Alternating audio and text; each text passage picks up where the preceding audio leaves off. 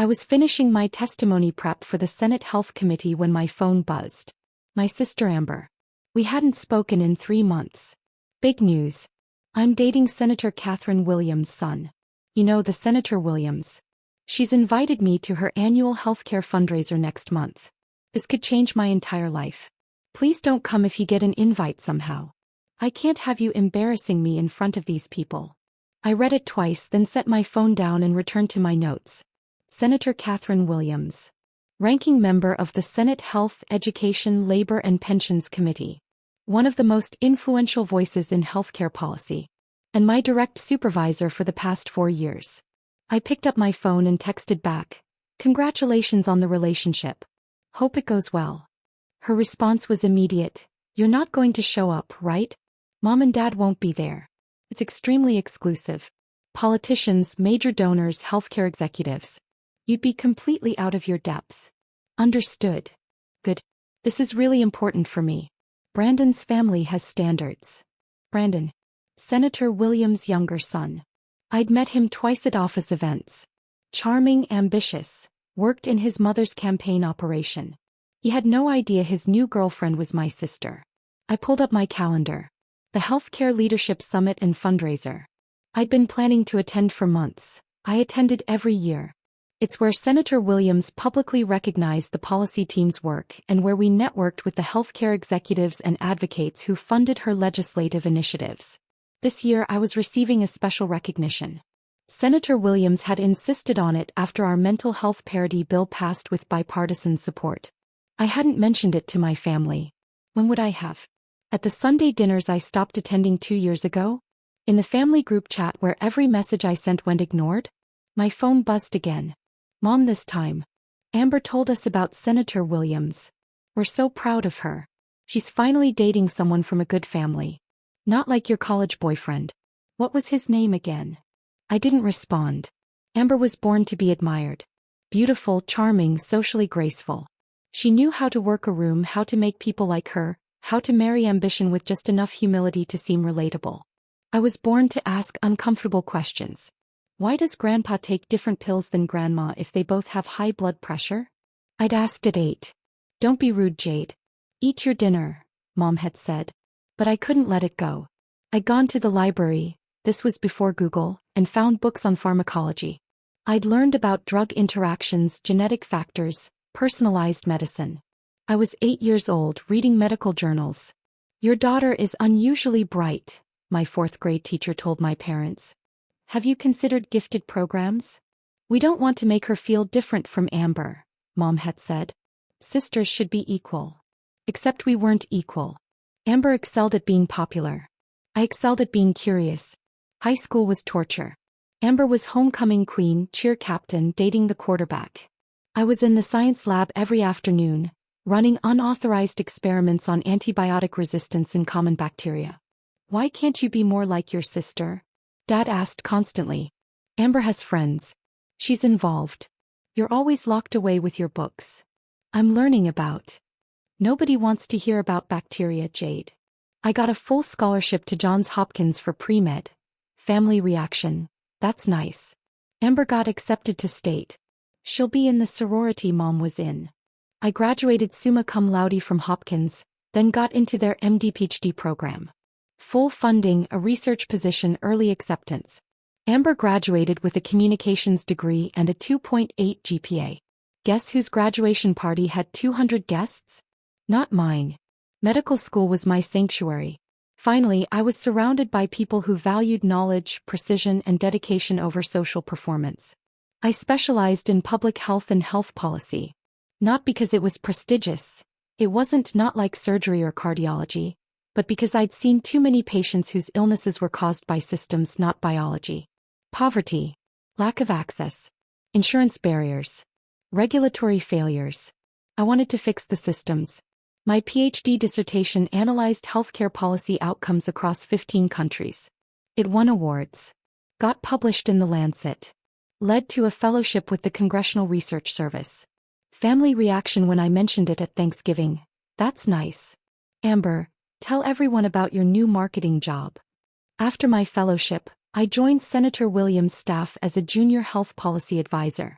I was 28. Most people don't get those positions until their mid-30s. I worked 100-hour weeks, drafted legislation, analyzed CBO scores, testified before committees, built coalitions. Senator Williams promoted me to Senior Health Policy Advisor within 18 months. Dr. Patterson, you have the sharpest policy mind I've worked with in 20 years, she'd said. I want you leading our healthcare portfolio. At 32, I became the youngest director of health policy in the Senate. I supervised a team of 12. I directly advised Senator Williams on every major healthcare decision. When she spoke on the Senate floor about health policy, I'd written most of her remarks. When our mental health parity bill passed, requiring insurance companies to cover mental health treatment the same as physical health, Senator Williams called me into her office. Jade, this doesn't happen without you. Your research, your coalition building, your testimony. You moved senators who haven't voted for healthcare reform in a decade. She'd pulled out a bottle of champagne she'd been saving. We toasted in her office, just the two of us. I'm putting you up for the Healthcare Leadership Award at the fundraiser this year, she said. You deserve public recognition. Senator, that's not necessary. It's not about necessity. It's about showing young policy professionals that this work matters. That brilliance and dedication get rewarded. Your role model, Jade. Whether you realize it or not. I'd gone home that night and cried. Not from sadness, from relief. Someone saw me. Someone valued my work. I didn't tell my family about the award. They wouldn't understand its significance, and I didn't need their performative pride. 3 weeks after Amber's text about dating Brandon Williams, she called me. First time in 6 months. Jade. Oh my God, I have so much to tell you. Hi, Amber. So Brandon is amazing. Like seriously amazing. He's political royalty, you know? His mom is Senator Williams. His dad is a federal appellate judge. His sister is a Rhodes Scholar. The whole family is like insanely accomplished. Sounds impressive. And they're so welcoming. Senator Williams invited me to this huge fundraiser. It's the event in DC healthcare circles. Like, $1,000 plate minimum. POs, lobbyists, politicians. I'm getting my dress custom made. That's great, Amber. Brandon says his mom wants to get to know me. She's very protective of her family, very careful about who they associate with. So I need to make a perfect impression. I'm sure you will. Which is why, and please don't take this the wrong way, but if you somehow end up there, can you just keep your distance? I know you do something with health policy research or whatever, so you might be in those circles. But this is my night. My introduction to Brandon's world. I can't have my awkward sister talking about medical statistics and making things weird. I was quiet for a long moment. Jade? You understand, right? I understand perfectly. Great. Yeah, I have to go. Dress fitting. Love you. She hung up before I could respond. I sat there staring at my phone. My awkward sister. Making things weird. I'd written the legislation that would expand mental health access to 12 million Americans. I'd testified before Congress 14 times. I'd been quoted in the New York Times, the Washington Post, the Wall Street Journal. But to Amber, I was still the awkward kid who talked about bacteria at dinner. Senator Williams called me into her office on Monday. Jade, I need to give you a heads up about something potentially uncomfortable. I sat down. What's wrong? My son Brandon is bringing a date to the fundraiser. Apparently it's getting serious. He's talking about introducing her to everyone, really integrating her into family events. That's nice. Her name is Amber Patterson. When I asked if she had family in DC, Brandon said she has a sister who works in healthcare research or something. Senator Williams looked at me carefully. That's you, isn't it? Yes, ma'am. She sat back in her chair. Does your sister know you're my director of health policy? No, Senator. Does she know you're receiving the Healthcare Leadership Award on Friday? No. Does she know we work together at all? I've mentioned I work in health policy. She's never asked for details. Senator Williams was quiet for a moment. Jade, I need to ask. Do you want me to say something to Brandon? To give your sister a heads up? No, ma'am. Are you sure? This could be awkward. Senator, my sister texted me 3 weeks ago specifically asking me not to attend your fundraiser because I'd embarrass her in front of important people. She said I'd be completely out of my depth. Senator Williams' expression hardened. She said that to you? Yes, ma'am. The woman who wrote the mental health parity bill. Who testified before my committee and moved 3 Republican senators to tears with her data on veteran suicide rates. Who built the coalition that got our Medicaid expansion through a divided committee. She doesn't know about any of that. Because she's never asked. Correct. Senator Williams leaned forward. Jade, what do you want to happen on Friday? I thought about it carefully. I want to do my job. Accept the award with grace. Network with the healthcare leaders we need for the next legislative push. And if my sister happens to be there, I'll be polite and professional. And if she makes a scene? Then she makes a scene. But Senator, I've spent 26 years making myself smaller so Amber could shine brighter. I'm done with that. This is my career, my achievement, my night. If she can't handle that, it's not my problem to solve. Senator Williams smiled. That fierce smile she got before destroying opposition testimony. Good. Because watching you accept this award is going to be one of the highlights of my year. You've earned every bit of recognition coming your way. The Kennedy Center was transformed. Thousands of white roses. String quartet. Ice sculptures.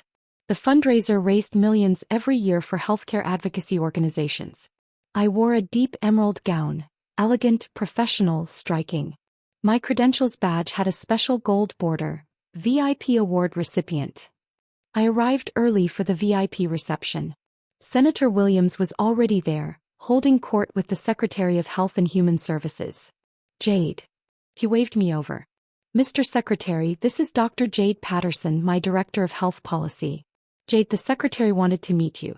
He said your testimony on pharmaceutical pricing last month was the best policy analysis he'd seen in years. I shook his hand and we talked policy for 20 minutes. Then came the hospital CEOs, the insurance executives, the advocacy organization leaders. People I'd worked with, negotiated with, built coalitions with. I was in my element. At 7:30, the doors opened for general admission.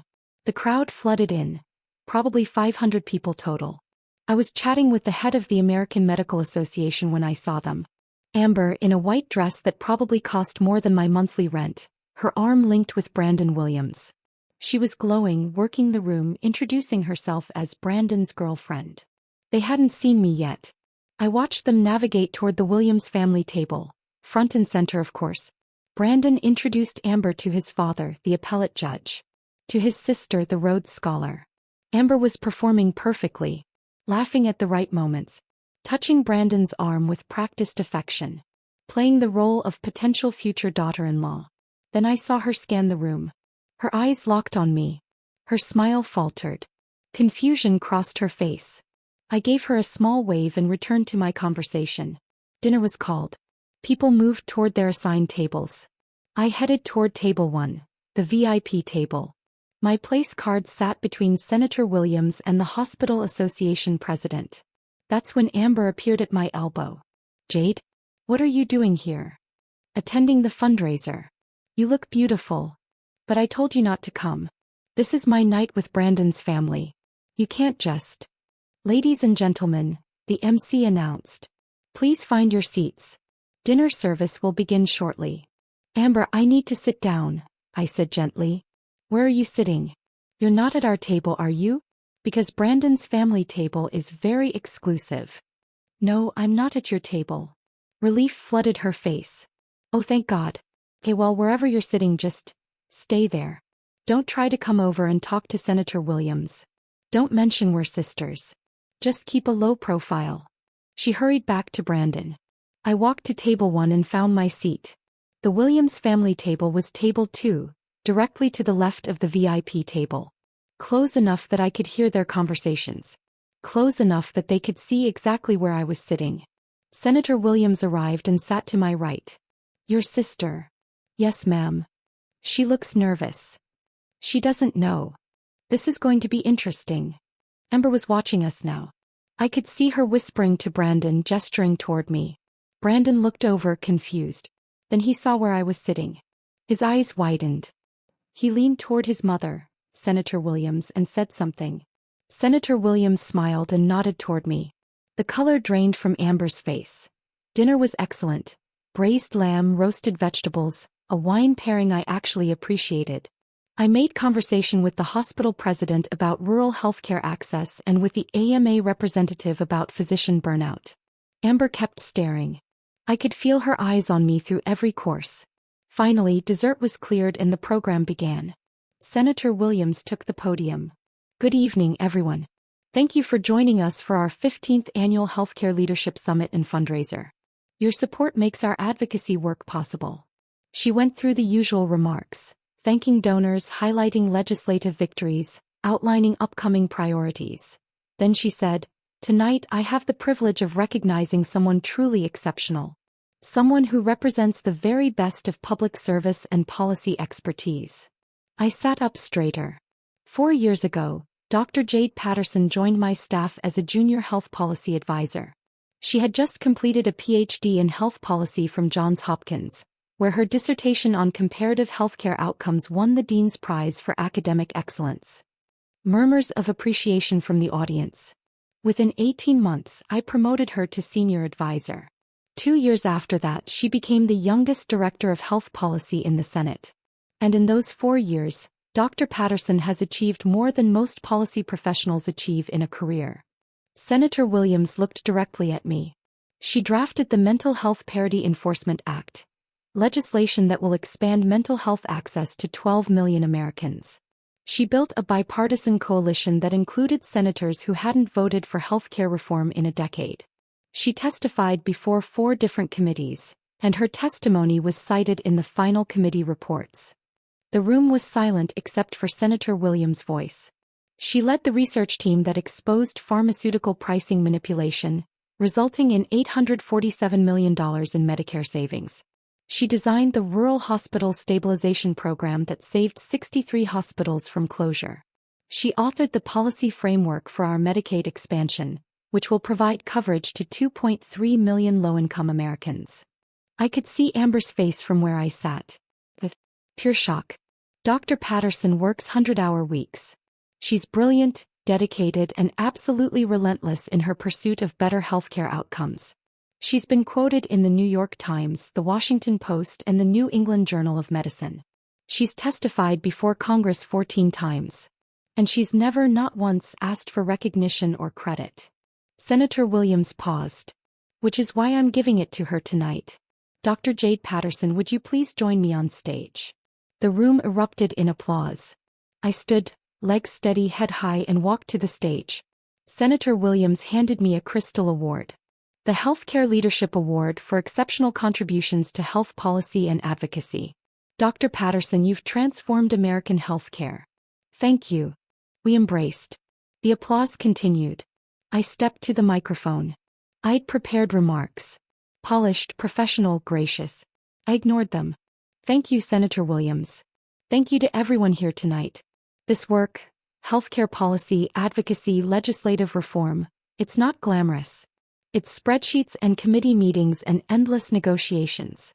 It's reading 1,000-page bills at midnight and explaining complex policy to senators in 30-second sound bites. A few laughs. But it matters. Every data point represents a real person. Every policy change affects real families. When we passed mental health parity, I thought about the veterans I'd met who couldn't afford PTSD treatment.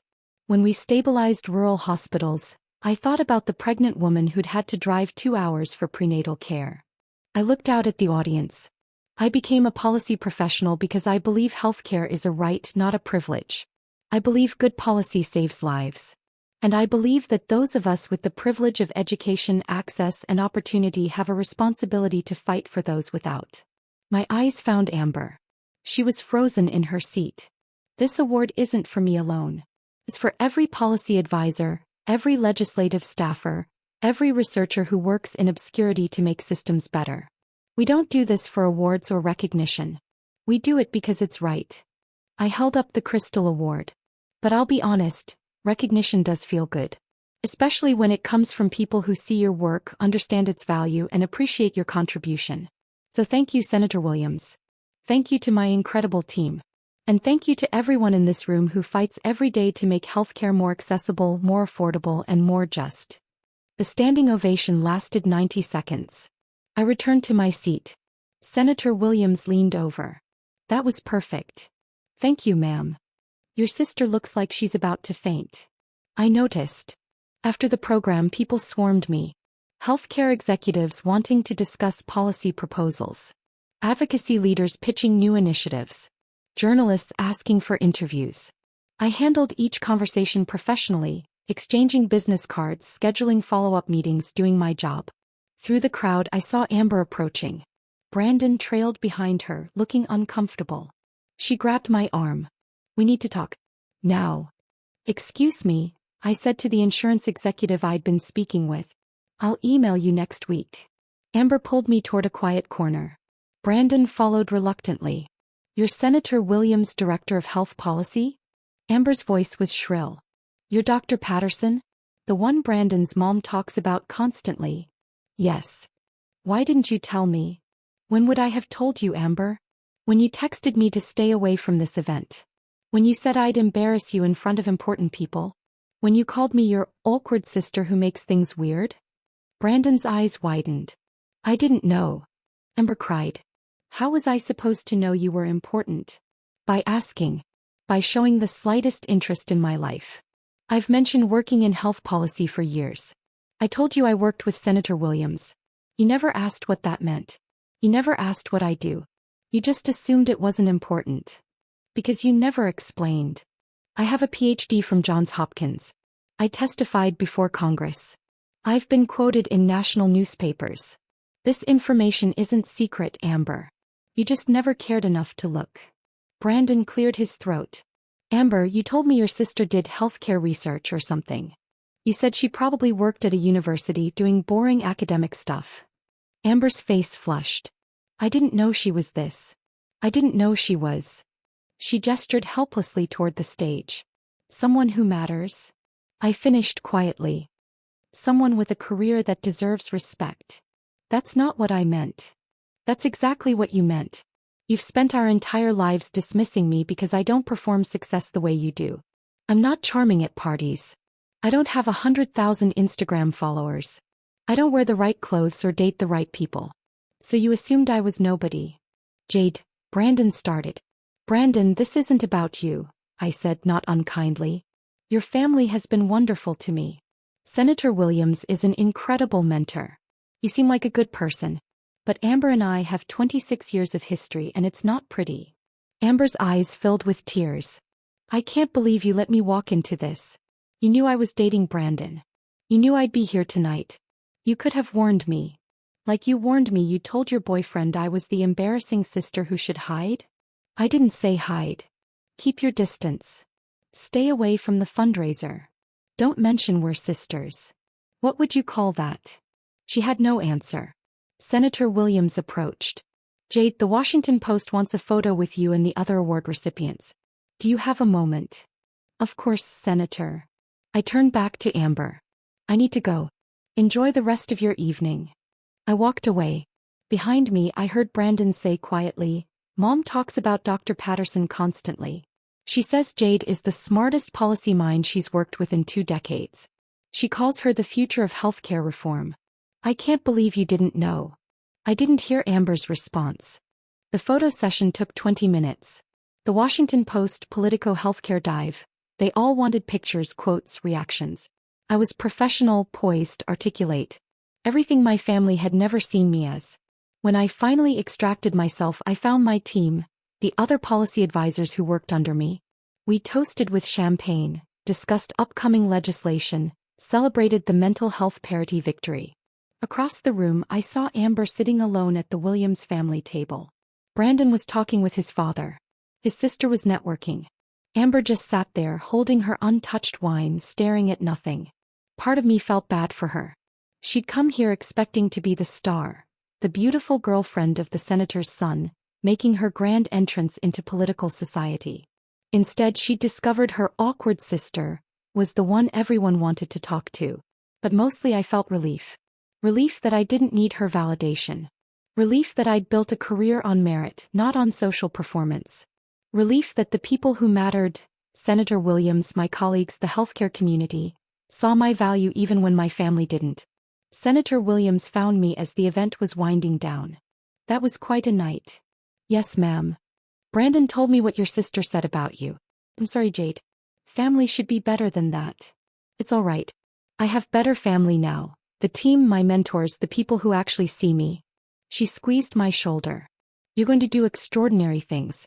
You already have. But Jade, don't let tonight make you bitter. Use it to remember why you do this work. Not for recognition from people who can't see your worth, but for the millions of people whose lives you're improving. Yes, ma'am. Now go home.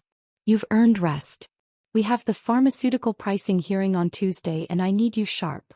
I hugged her, brief, professional, genuine. Thank you for everything.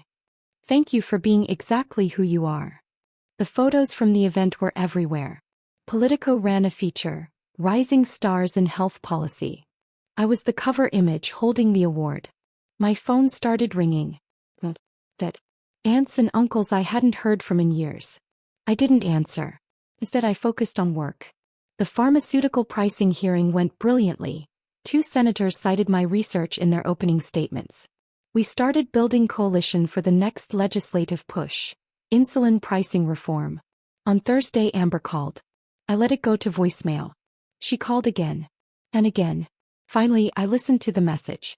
Jade, it's me. I don't know what to say. Brandon's been showing me articles about you. About your work. About the lives you've saved through your policy reforms. I had no idea. I should have known. I should have asked. Long pause. I've been thinking about everything you said. About how I've treated you. And you're right. I never asked about your work because I assumed it wasn't important. I assumed I was the successful one because I have followers and connections and I know how to work a room. Another pause. Crying now. But you've accomplished more than I ever will. You're changing the world, Jade. You're saving lives. And I was too self-absorbed to see it. I'm so sorry. I don't expect you to forgive me. I just needed you to know that I see you now. Finally, I see you. The message ended. I didn't call back. Not out of cruelty. Just exhaustion. I'd spent 26 years hoping Amber would see me. Now that she finally did, now that external validation forced her to recognize my worth, it felt empty. I didn't need her to see me anymore. I needed to focus on the work. The insulin pricing reform bill passed the Senate 67-33. Bipartisan support. The president signed it into law. An estimated 4 million Americans would save an average of $2,400 annually on insulin costs. Senator Williams held a signing ceremony watch party in her office. My entire team was there. We toasted with champagne and cried happy tears. Dr. Patterson, Senator Williams said during her remarks, drafted every word of this legislation. He built the coalition. She negotiated the compromises. He made this happen. This is her victory. The room applauded. That evening, walking to my car, I found Amber waiting in the parking garage. I'm not stalking you, she said immediately. I called your office. Your assistant said you'd be leaving around now. I wanted to congratulate you. On the insulin bill. Thank you. I've been following your work. Reading the articles. I created a Google alert for your name so I don't miss anything. I studied her. She looked different. Less polished. More genuine. Why? I asked. Because you're my sister. And I should have been paying attention all along. We stood there in silence. Jade, I know I can't fix 26 years of being a terrible sister overnight. But I want to try. I want to actually know you. Not the award-winning Dr. Patterson that everyone talks about. The person. Amber. I broke up with Brandon. That surprised me. Why? Because I realized I was dating him for the wrong reasons. For status. For access. To be connected to something important. She laughed bitterly. And the whole time I was already related to someone actually doing important work.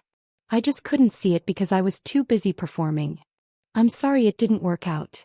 I'm not. It needed to end. And it made me realize something. I've spent my whole life collecting followers and connections and impressive-sounding associations. But I've never actually done anything meaningful. Not like you. Amber, you don't have to. I want to matter. Not on Instagram. In real life. So I'm going back to school. Public health program. I'll never be as brilliant as you, but maybe I can contribute something. Maybe I can help even in a small way. I looked at her, really looked at her, for the first time in years. I saw not the golden child, the beautiful sister, the social star. I saw someone genuinely trying to change. That's good, Amber. Public health needs passionate advocates. Could we maybe get coffee sometime? Just to talk. About your work, about policy, about whatever. I want to understand your world. I thought about it. The old hurt was still there. The years of dismissal, the casual cruelty, the assumption that I didn't matter. But I also thought about the insulin bill. About the 4 million people who'd benefit. About Senator Williams' words. Don't let it make you bitter. One coffee, I said. We'll see how it goes. Her face lit up. Really? Really? But Amber? This isn't about you performing interest to make yourself feel better. If we do this, you have to actually show up. Actually listen. Actually see me. I will. I promise. We exchanged numbers and scheduled coffee for the following week. As I drove home, I thought about the fundraiser. About watching Amber's face when Senator Williams called my name. About the moment she realized I wasn't the embarrassing sister who worked in healthcare research or something. I thought about the text she'd sent, "Stay away from the fundraiser." And I thought about Senator Williams saying, "Dr. Patterson, my healthcare policy advisor," as the entire room watched. That moment hadn't changed my career. I'd already achieved everything I had through years of work, regardless of Amber's recognition. But it had changed something in Amber. Forced her to confront her assumptions. Made her see that success isn't measured in followers or connections or social performance. It's measured in impact. And quietly, without seeking recognition or family approval, I'd built a career of genuine impact. The award was nice. The public recognition was validating. But the real victory had happened years earlier. The moment I stopped waiting for my family to see my value and started building something meaningful anyway. Everything since then was just confirmation of what I'd always known. I was enough. I'd always been enough. I just needed the right people to see it.